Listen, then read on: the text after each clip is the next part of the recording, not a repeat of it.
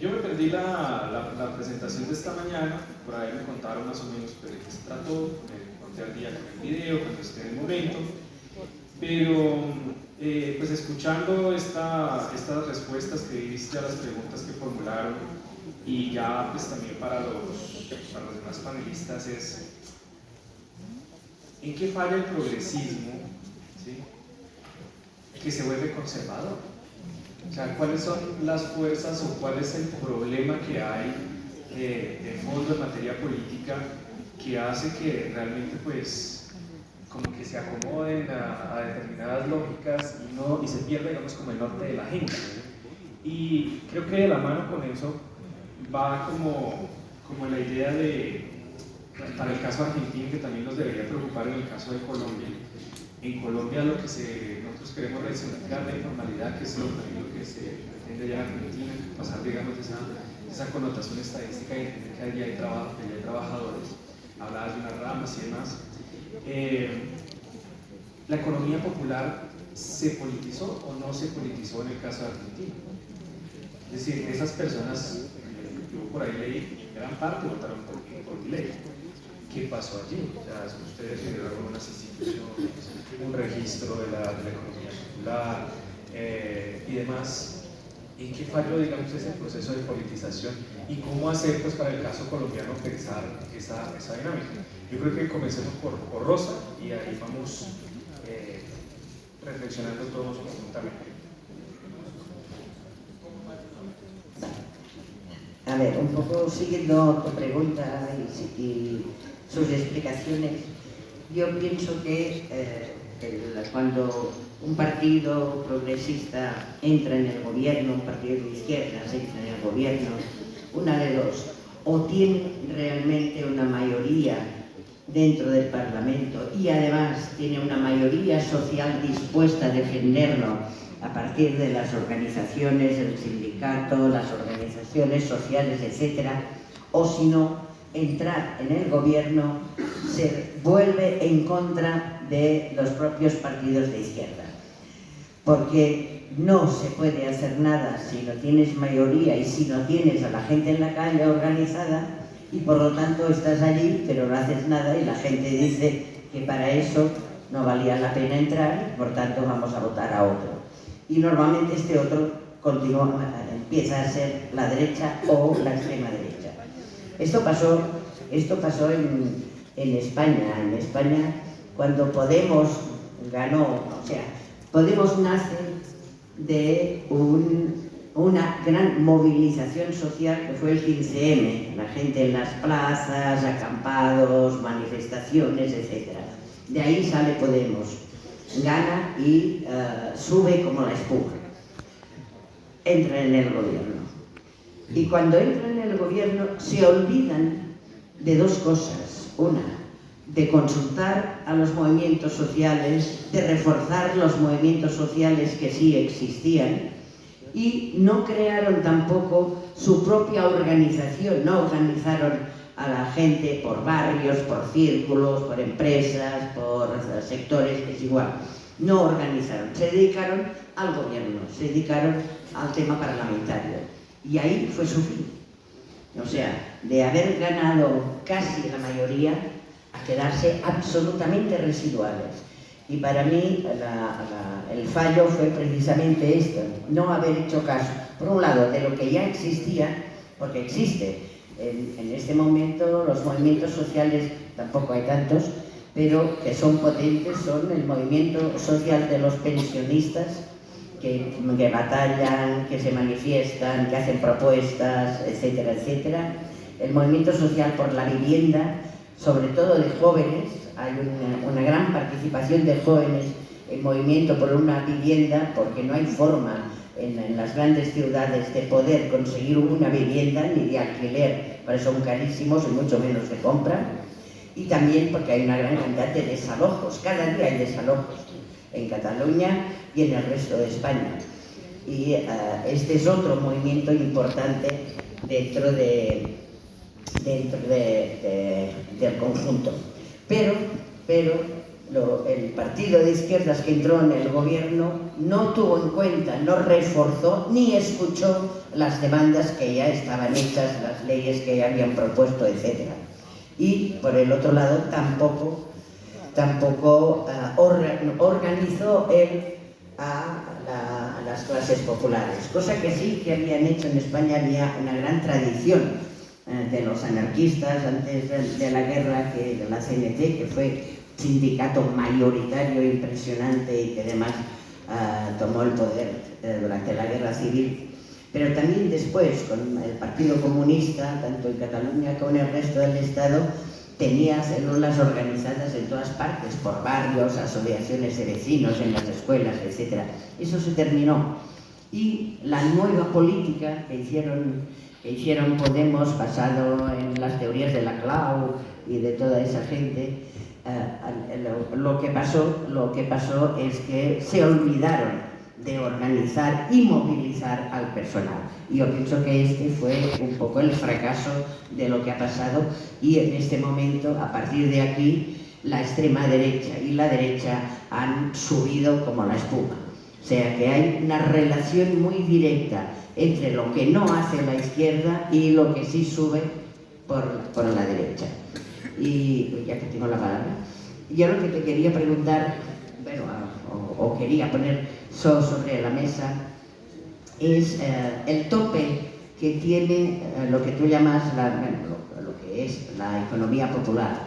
Y lo digo un poco, yo conozco mucho el movimiento de los Sin Tierra de Brasil, que para mí es un ejemplo de economía popular exitosa, muy exitosa. O sea, conquistan tierras, construyen, producen, venden, etcétera, al margen del sistema. O sea, es como un Estado dentro del Estado, una economía dentro de la economía. Pero eso está muy bien y es genial. Y además tiene repercusiones en muchos países. Pero tienen un tope, y el tope es que cuando el gobierno es muy de derechas, ahí ya no pueden hacer nada, sino todo lo contrario. O sea, lo que quiero decir es que me parece muy, muy importante y muy positiva tu propuesta de revitalizar la economía popular, darle forma, darle derechos, etc. Pero esto no lo consigues si no tienes un gobierno mínimamente de izquierdas. Si tienes un gobierno de derechas no lo consigues.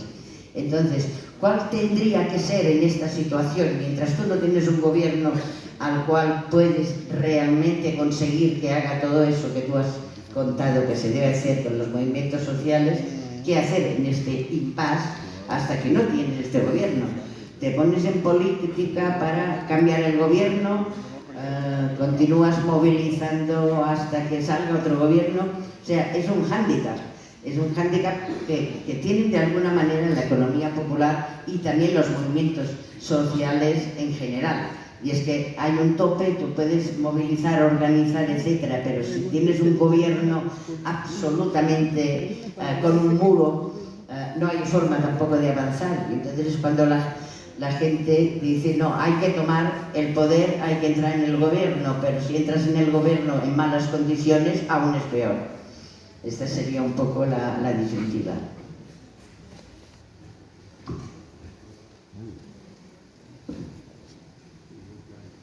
Bien, yo voy a entrar sobre el mismo tema, pero voy a hablar un poquito sobre la deuda aquí en Colombia y lo que eso significa, porque creo que amerita una discusión particular en el contexto que es el debate ahora sobre el progresismo y en general lo que está pasando a nivel internacional. Entonces, y lo que tú planteas, Carlos, o sea, ¿por qué no se rompe con el esquema neoliberal? Yo creo que el punto central es la deuda y trato de explicar eso. Punto número uno, ¿por qué es importante un presupuesto? Porque un presupuesto te define el gasto social y la calidad de vida de la gente mucho. De hecho, cuando la gente pelea, que sale a la carretera porque quiere mejores condiciones de los indígenas, están peleando por presupuestos. De hecho, cuando ustedes discuten en el SENA si se va a subir o no el presupuesto, pues eso es fundamental. ¿Para qué? Para la capacitación, para la infraestructura, para los salarios. O sea, el presupuesto te está determinando mucho de la vida cotidiana. Ese es el primer punto que quiero insistir, porque pareciera que eso se elude en los debates. Entonces, es determinante. Cuando un Estado gasta más en derechos sociales, o sea, en salud, educación, vivienda, que en otros temas, pues obviamente que es un Estado que está reflejando de alguna manera los intereses de la sociedad, y podríamos decir que es un Estado social de derecho, un Estado benefactor o algo por el estilo. Pero cuando un Estado paga más deuda que gasto social, pues tiene otro énfasis.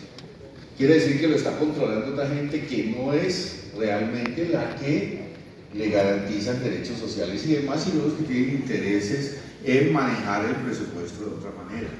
Entonces, el presupuesto te delimita también condiciones sociales y de clase con relación a lo que se conoce como la redistribución del ingreso. Si tú tocas impuestos o tú desarrollas impuestos más altos para que la sociedad, o sea, los de abajo puedan tener más derechos, eso se llama un Estado redistributivo, es un Estado que redistribuye la riqueza. Si al contrario andas con el cuento de que hay que bajarle los impuestos a los ricos para que supuestamente haya más inversión y esa inversión genera más trabajo, pues le estás dando condiciones de manejar o profundizar una riqueza que ya de por sí está muy concentrada. Ese cuento de que bajándole los impuestos a los ricos se va a aumentar la inversión de los privados es carreta.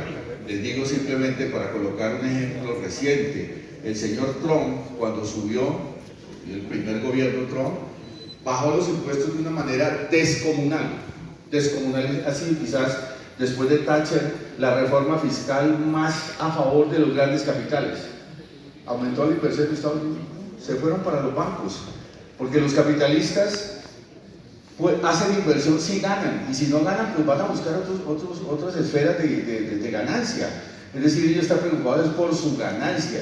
Tú les puedes poner los impuestos en cero, y si resulta que la empresa no es rentable, pues no van a invertir, se van a la banca, se van a vivienda, se van a otros lados. Entonces hay que desmitificar el cuento de que si se bajan los tributos, entonces vamos a mejorar la inversión de los capitalistas. Y eso es falso, el neoliberalismo lo viene diciendo desde hace 40 años, y lo que estamos viviendo es menos inversión, más financiarización, más pobreza.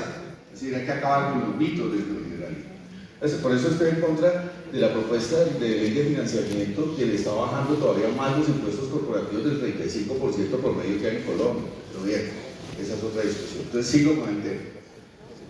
Cuarto punto, o sea, desagregando estos temas que tienen que ver con el tema presupuestal.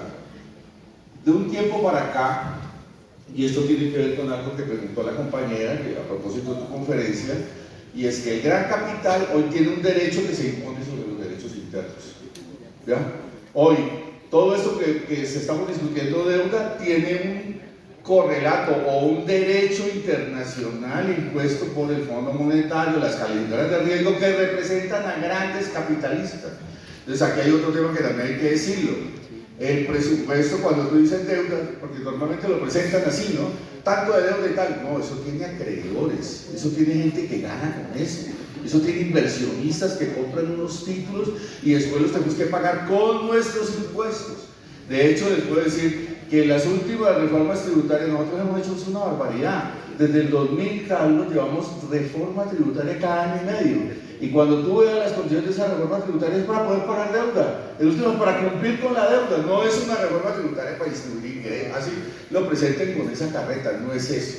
Es simplemente pago de deuda. La deuda se convirtió en el eje fundamental, desafortunadamente, del presupuesto. Entonces, claro, los acreedores son felices diciendo, cúmplame con la deuda, págueme puntualmente la deuda. Pero es que hay que mostrar que son los grandes grupos internos y externos. Es decir, ¿quién se beneficia de la deuda en Colombia? Les voy a dar este dato. Hoy tenemos un presupuesto de 553 billones, lo van a aprobar. 523 billones, perdón. Eso se ha formado el lío, pues claro, la oposición del Parlamento que dice que no y que hay que cumplir con 12, y entonces el gobierno presenta una ley de financiamiento, van a terminar aprobándolo por decreto, más allá de esa discusión. De esos 523 billones, 110 son deuda.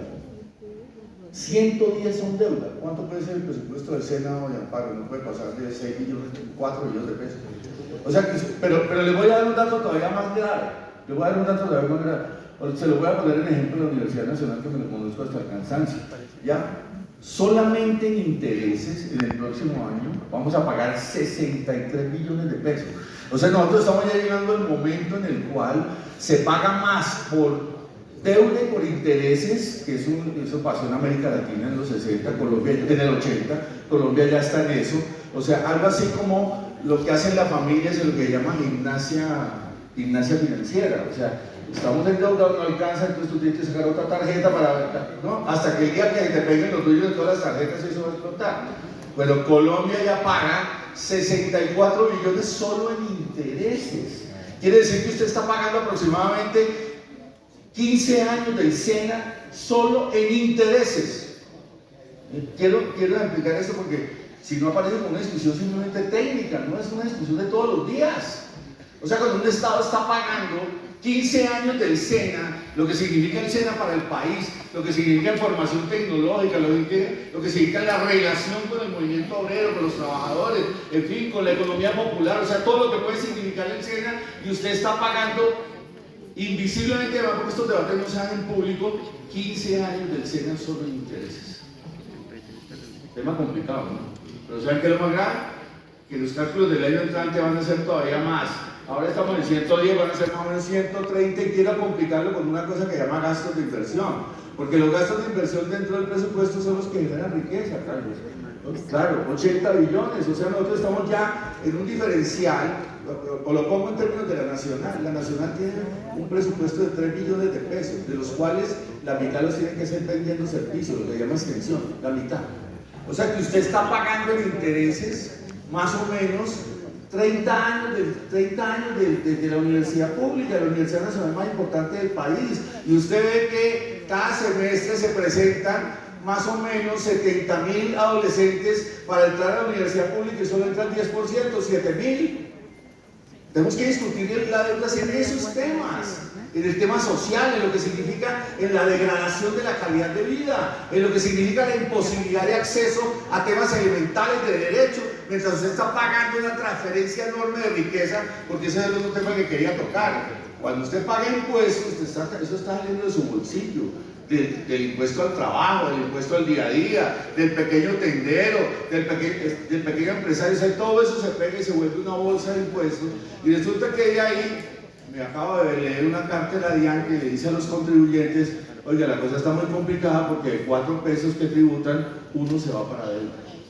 Entonces, imagine usted la riqueza que está saliendo de la gente, de los impuestos, del día a día, de la reducción de la calidad de vida, esa cosa harta que te llega cada año y te dice la DIAN, si usted no paga, lo ejecutamos además porque tienen un régimen severo de jurisdicción, digamos, especial, se llama una jurisdicción especial para que tengas que tributar. Y después de que ocurre todo eso, resulta que la mayor parte se la apropian los grupos financieros sentados simplemente porque ellos tienen la gabela de que tienen una cantidad de plata y entonces compran títulos de deuda pública y eso se vuelve una riqueza, tanto afuera como adentro. Esos señores están chupando riqueza de la sociedad y se vuelven cada vez más ricos. Algunos de ustedes lo decía ayer.